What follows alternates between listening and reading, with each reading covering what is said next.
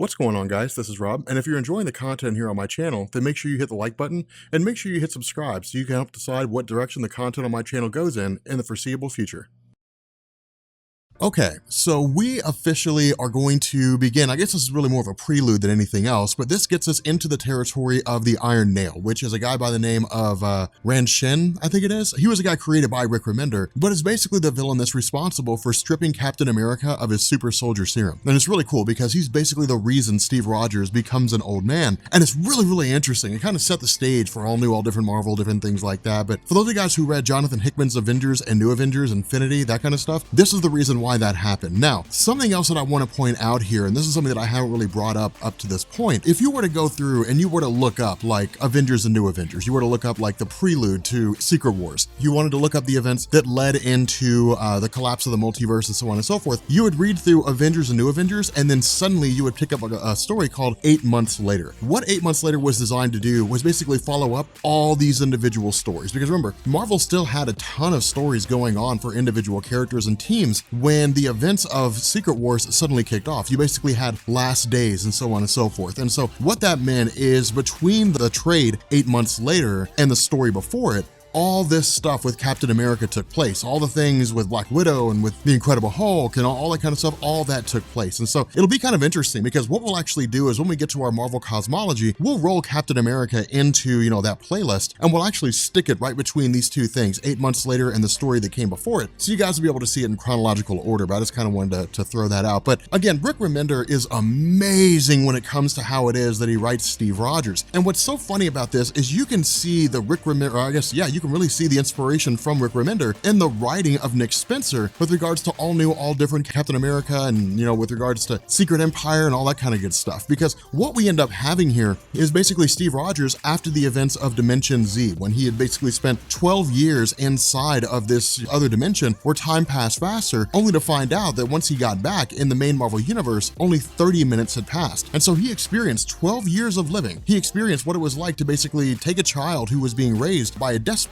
and then make that child a superhero, more or less. Teach Ian everything he knew about what it meant to stand up to do the right thing. But all of these lessons that Steve Rogers passed on to his adopted son came by way of the lessons that were passed on to him from his mother. And that's the coolest thing, is because what Rick Remender gives us are these really touching final moments. And it's really cool because as she tells him these lessons, as she teaches him these things, we also get this sort of overrun where he's basically going through surgery to get rid of the last little tidbits of Arnim Zola that are stuck inside of his body. Of course, a lot of this work is being done by Bruce Banner and Hank Pym. It's so cool to see this because his mother says Steve Rogers has been through so much, and he has. I mean, as a child, he lived through the Great Depression. He saw what it was to live in abject poverty. He experienced a father who abused his mother, and right now he's basically seeing his mother dying. And so because of that, she basically says, look, the road that you've taken, the path that life has put you on has the ability to send you in two different directions. You are coming up on a fork in the road. When the time comes that I leave this world, you will be at a fork and you can go left and become a horrible human being. The world is terrible. The world's bad. Just become this really cynical person that's just filled with anger and negativity. Or you can go right and become every bit of the man that I know you are. You can become optimistic. And she passes these things on to him. She says, people are optimistic. People try to do the right thing. If given the choice between right and wrong, people will do right. But the funny thing about this is we could also kind of attribute this to like an archaic method of thinking, right? A cynical person would say, no, that's how things used to be, but people don't think like that anymore and they don't talk like that anymore. But then again, that's just a reflection of what it is that we happen to see or what we choose to see. With regards to what it is that his mother's saying here, in their heart of hearts, when it comes down to it, when you strip past all the layers, when you get past all the struggle and strife, people are inherently good. And she says, no matter what happens to you, no matter what roads, what events that you see after this, you always have to do the right thing. You always have to be the right guy. You have to make the decisions that you think are best. You have to fight on behalf of what you think is right. But these are very general terms. These are very general ideas. Do the right thing. Fight for the right cause. Stand up for those who cannot stand up for themselves. But this is all just a reflection of Captain America as we traditionally see him. And to kind of bring in Secret Empire for a second, because this is really all kind of leading up to that, so I think we can have this bit of a discussion. Bringing in Secret Empire for a second, that's what makes this so cool. And that's what makes Secret Empire so cool, is because we think of Captain America and he does the right thing. He always fights the good fight. He stands up for people that can't help themselves, all the while championing the American flag. What if he did all those things, but instead of an American flag, he had a Hydra flag? Well, then suddenly it changes everything, because now he's not fighting for American ideals, he's fighting for Hydra ideals. And Hydra ideals are different from American ideals, but it's also a reflection of society. And that's really what Nick Spencer is doing with Secret Empire. He's basically criticizing modern society. He's criticizing how things function at the moment. Within the realm of Marvel Comics, Secret Empire was just the most logical outcome of the events that have transpired so far. I mean, with Captain America being a Hydra agent and looking around and just kind of biding his time, waiting for a chance to take over the world, he wakes up one morning only to find out that Thanos had decided to invade the planet Earth. Why? Because of the fact that he's trying to wipe out all of his offspring across the universe, and one of them just happens to be on Earth. This leads to a war with the Inhumans. Black Bolt absolutely freaks out in a state of panic, detonates the Terrigen bomb, which begins spreading the myths all across the planet Earth. These myths just happen to be deadly to mutants, and when the mutants ask the Inhumans to stop, the Inhumans say no because our numbers are growing. It would be like us asking you to stop having mutants that are born, to simply eliminate mutants in their entirety. This leads to a war between the Inhumans and the mutants, but during this time, an Inhuman is suddenly born that has the ability to supposedly see into the future. Carol Danvers takes it as an absolute truth. This leads to a conflict between her and Tony Stark, setting off the Second Civil War. All the while, Captain America is just watching the events unfold and watching the superhero community become more and more fractured. The Avengers are going in, they're fighting various villains, there's collateral damage, people are completely displaced when their homes are destroyed, and the Avengers just leave, allowing Damage Control Incorporated to take over. Kamala Khan and Miles Morales and a handful of others get tired of seeing that, so they branch off from the Avengers. They form their own faction called the Champions. Captain America looks around and sees the superhero community, society itself, is more and more fractured. Sam Wilson is the new Captain America, and people don't like it because it's different from what they're used to. And as a result, humanity within the realm of the Marvel Universe starts tweeting out things like #NotMyCaptain. If society itself became as fractured as it did over something as nonsensical as who it is that's wearing Captain America's shield, if superheroes can't get along, if they're waging war against one another, if Captain America sits down and says, society is inherently broken and I, as Captain America, am a protector of society, then the only option I have here is to protect society from itself. And that ultimately leads to him stepping in, initiating all these different plans, becoming director of S.H.I.E.L.D. and dominating the entirety of the United States, setting his sights on the rest of the world. It's an amazing series of events that all led up to this singular instance of Captain America ruling everything. Now, of course, again, this all really predates that, kind of getting back into this story a little bit because we kind of got off on a bit of a tangent. This predates all that. This is still the Captain America that you guys know and love when you think of Steve Rogers. But the cool thing here is that this all really just kind of leads to that final moment. It leads to that grandiose scenario of Captain America being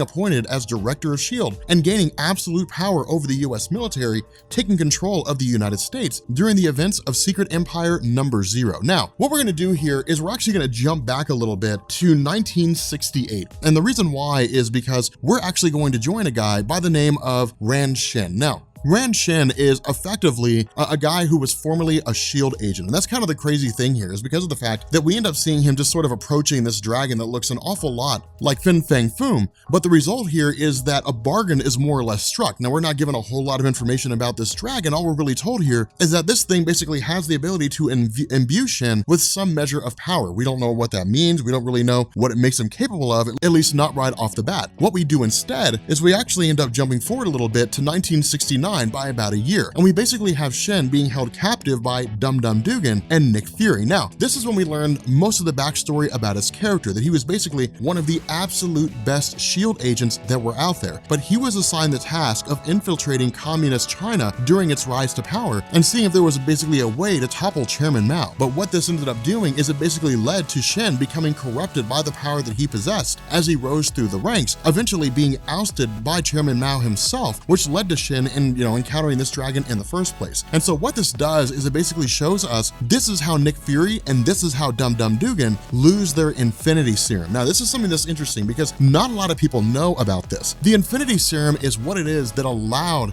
Nick Fury to stay so young for such a length of time. This, of course, all really kind of goes back into the idea of Nick Fury and his Howling Commandos. Back in the 1960s, when Marvel first introduced Nick Fury and his Howling Commandos, they were basically just a World War II team. But the cool thing is that their history delved into a lot of different things. For example, they were tasked with finding Dr. Abraham Erskine and bringing him to the United States. Abraham Erskine, of course, being the man who was responsible for making Steve Rogers into Captain America. So again, Nick Fury and his Howling Commandos had a lot of hands in a lot of different events that had taken place over the course of Marvel Comics, but along the way, they had discovered an Infinity Formula that, if ingested, would basically slow the aging process. And I don't remember exactly what the ratio is, but for the sake of this discussion, we'll say, 10, or I guess 1 for every 10. So for every 10 years that pass, they only ever age by like 1 year. That's just kind of throwing a random number out there. I don't think we're ever actually given an exact number, but it gives you an idea of how slow they age. But the fact remains that in the middle of this interrogation process, Ran Shen basically attacks Nick Fury and Dum Dum Dugan and strips them of their Infinity Formula. Now, this is basically Rick Remender setting up the events of the conflict between Ran Shen and Captain America himself, where Ran Shen's basically going by the name the Iron Nail and ends up stripping Steve Rogers of his super soldier serum. But again, it's a really cool bit of storytelling here, and the reason why is because of the fact that after redonning one of his shield outfits, Shen is basically tracked down by Bucky Barnes. Now, Bucky Barnes had been assigned to basically kill Shen just by virtue of his role as part of the Winter Soldier under the control of the Russians, and it was a different set of events that was taking place in Bitter March. But the idea here is that this also coincides with a point in time when Nick Fury did not know who Bucky Barnes is. And so again, for those of you guys who read Ed Brubaker's run that saw the return of Bucky Barnes to Marvel Comics, when Nick Fury was the one who was giving Steve Rogers all this information on the Winter Soldier, the idea that it might be Bucky Barnes, this series of events right here is what set the stage for Nick Fury to launch that investigation in the first place, eventually leading up to Ed Brubaker's run and the revelation that Bucky Barnes was still alive, at least as far as Captain America knew. So again, a lot of history is being made in this little bit of a story. A lot of information is kind of being thrown at us, and so it's really kind of cool to see how all the dots connect and how it all really just kind of comes together. But one of the last little tidbits that we end up picking up here is the concept of Weapon Minus. Now, we have a video that I've already made on a history of Weapon X, of Weapons Plus, all that kind of stuff, so you guys can basically check that video out. You'll find it down in the description. But Weapon Minus was basically S.H.I.E.L.D.'s response to Weapons Plus, the program that basically set the stage for the introduction of Wolverine, Wade Wilson becoming Deadpool. Weapons Plus was basically the one that set all that stuff up, Phantom-X and all that kind of good stuff. But the fact remains that behind this door is actually a guy by the name of Dr. Mindbubble, and we'll learn a little bit more about him later on in terms of the role that he plays here. But at this point, we actually kind of jump back to the modern day, and what we end up finding out is between the time that Shen escaped and adopted the mantle of Iron Nail up into the modern day, he's essentially operating out of the Great Wall of China. And what he's doing is he's going through to all the wealthiest people around China and basically taking them prisoner and forcing them to work in camps for the purpose of allowing him to find mines or go through all the mines, all that kind of stuff, whatever resources happen to be there in addition to his own plans. But in truth, this is Rick Remender actually showing us a pretty interesting situation. On the surface, we would look at Iron Nail and say, he's a bad guy. He's doing bad things. Is he really? Because those individuals who basically made their money by using the working class for their own ends and then disposing of them when they were of no more use, he's actually not the worst person ever. At least some individuals would say that. Not only that, it's also Rick Remender kind of poking fun at this idea of money and how how worthless it is. For example, these guys that are being brought here are billionaires. They're people with so much money, but for all the money that they have, what good does it do them? They're still working in these caves just like everybody else. They're being made to work to the point that they die just like everybody else. Where's their billions of dollars? Where's their cars? Where's their houses? How is any of that going to protect them? When it all came down to it, who they were as people was the only thing they had, and that wasn't enough to do them any help. And so again, it's really kind of this idea that these extremely wealthy individuals kind of surrounded themselves with all the resources in the world, only to find out that those resources meant absolutely nothing. Now, this is when we get into the idea, I guess really a little bit of a follow-up with regards to Captain America. And the reason why is because of the fact that, remember, following his escape from Dimension Z, he was also joined with Jet Black, basically the daughter of Arnim Zola, who had been specifically engineered for the purpose of being somebody able to engage in combat. But what we also find out is that a deal was struck between Steve Rogers and Jet Black. The Jet Black was inevitably going to be brought in by S.H.I.E.L.D. Now, of course, she's currently being interrogated by Nick Fury Jr. And to sidetrack for a second, there was an interview that Tom Brevoort did, one of I think the vice president of something over at Marvel. There was an interview that he did with I want to say it was Newsarama or something like that. And they were talking about the character of Nick Fury Jr., basically the black son of Nick Fury Sr., who's a white guy. And when the question was asked, how do you reconcile those two things? And why is that version of Nick Fury here? The answer was, well, we just need more African-American representation in comic books, which didn't really make a whole lot of sense because you basically had Samuel L. Jackson Nick Fury in the Ultimate Universe. Now, the logic could be drawn here that the Ultimate Universe was far less popular than the main Marvel Universe, in which case the question has to be asked, why not just bring that version of Nick Fury over? But the fact remains here, that's really the only reason why his character's here is because of the fact that there needed to be more African-American representation in Marvel, according to the Marvel brass themselves. So again, he doesn't really have any intrinsic value here. He's really just here for the sake of diversity, which is really kind of interesting. But the fact remains here that with Steve Rogers showing up and basically removing Jet Black from the equation, this is when we learned that the bargain that was struck between the two of them was the idea that Jet Black would not reveal any of the information about Ian, and Steve Rogers would basically help her cope with how to get past or how to live in a normal life in the main Marvel universe. And so what we end up finding out here is that Steve Rogers feels very out of time. He feels very displaced following the time he spent in Dimension Z raising Ian, only to basically realize that Ian was killed accidentally by Sharon Carter, and Sharon Carter herself presumably died in the events of Dimension Z. And so because of that, Steve Rogers basically feels like there's nothing here for him. Now, this is really kind of Rick Remender going back and co-opting a lot of the stuff that we saw when Captain America first showed up in the 1960s, or really first came back in Avengers #4. And the reason why is because of the fact that back in the 1950s, when Captain America was first brought back by Stan Lee and Jack Kirby, the stories of the time were designed to be upbeat. You would really never see anything like what we're seeing now back in their method of storytelling. Stan Lee, through various interviews, always stated that he liked to keep things upbeat, he liked to keep things happy, relatively cheerful. He didn't want comics to be somewhat of a downer, or in a lot of ways, a reflection of real life. The only real measure of reflection that came in Stan Lee's early writings was how people interacted with one another and how teenagers were depicted and different things like that. But with this particular bit of storytelling, Rick Remender is very much taking the opposite approach that, Steve Rogers feels very much like he did when he was thawed out during the events of Avengers #4, when he was saved by the Avengers themselves. But with Sharon Carter being gone, with his son basically being gone, there's no reason for him to be here. He feels like there's no purpose for him in this world. And so it's really kind of cool to see a man that's just struggling. And we never really see Captain America this way. Captain America is always the confident guy. He's always the guy on the front lines, first in, last out.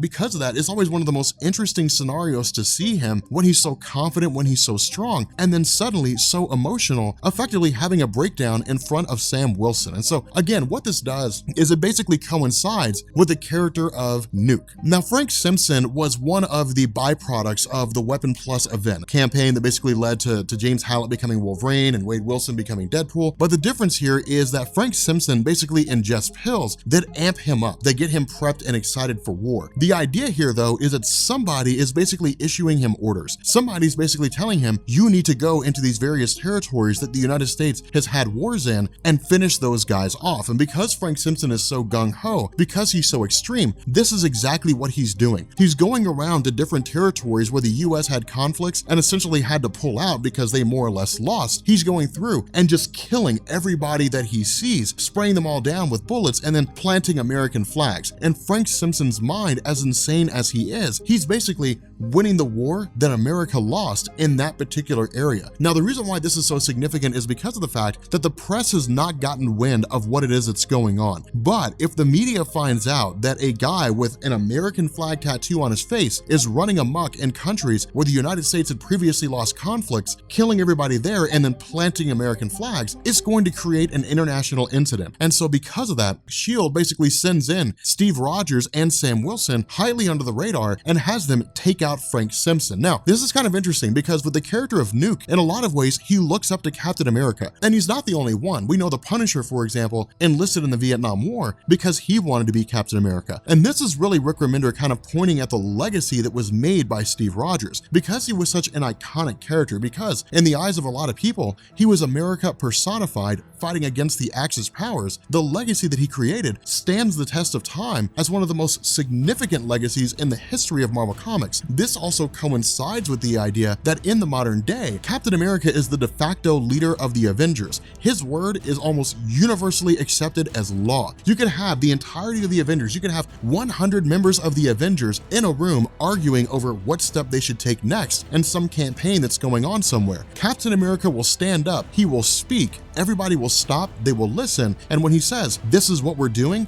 that's what will get done. And so it's really a cool thing to see his character depicted in this manner. And so to basically have, Frank Simpson saying, look, I'm trying to respect our boys, I'm trying to respect our guys in the military, I'm trying to win the war that they lost, I'm trying to make America great again, something along those lines. What it basically does is it leads to the idea that Frank Simpson is essentially beyond hope, beyond redemption, and is effectively insane. And that's the nature of his character. He's just a crazy guy. And so because of this, we end up having him subdued by Captain America and by Sam Wilson, and then taken by S.H.I.E.L.D. and placed in custody. But what we end up finding out here is that this has all been a part of the plan of Iron Nail. And the reason why is because of the fact that Shen has been giving, or he's the one that was giving Nuke all the information that he needed. He was the one that was sending Nuke on all these different campaigns, and the one having him interact with all this stuff, knowing that S.H.I.E.L.D. was inevitably going to arrest him and was going to take him into custody. The reason why he did that is because an explosive had been planted inside of Nuke, and living up to his namesake, Shen